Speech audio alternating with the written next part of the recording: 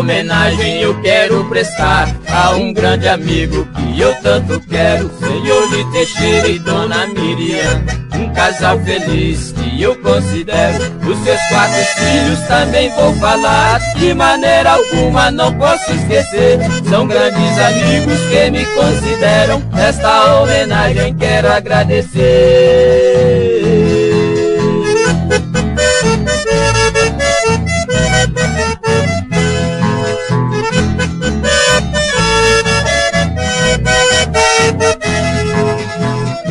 A primeira filha se chama Regina, já está formada a advocacia. Depois vem João Bosco e também resolveu a ser advogado de sua família. Também a Rosângela está formando a grande doutora de filosofia.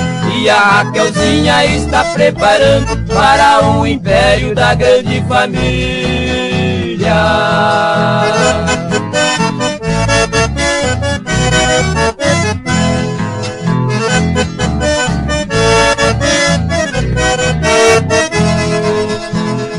Aí nesse meio surge um grande astro, é o doutor Adair. Não é brincadeira, mostra a qualidade e a tradição que usamos sempre na terra mineira. Teve a grande sorte e foi felizardo, ficou sendo genro do seu Lito Teixeira. Ajuda a cuidar dos seus interesses, segura a peteca, não é brincadeira.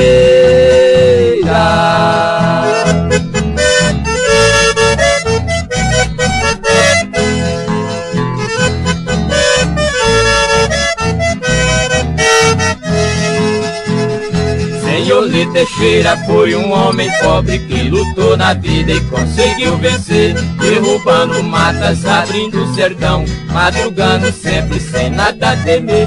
Hoje é milionário porque trabalhou, tem muitas fazendas sem nada a dever. Fiz essa homenagem por ser meu amigo, conheço sua vida e posso esclarecer.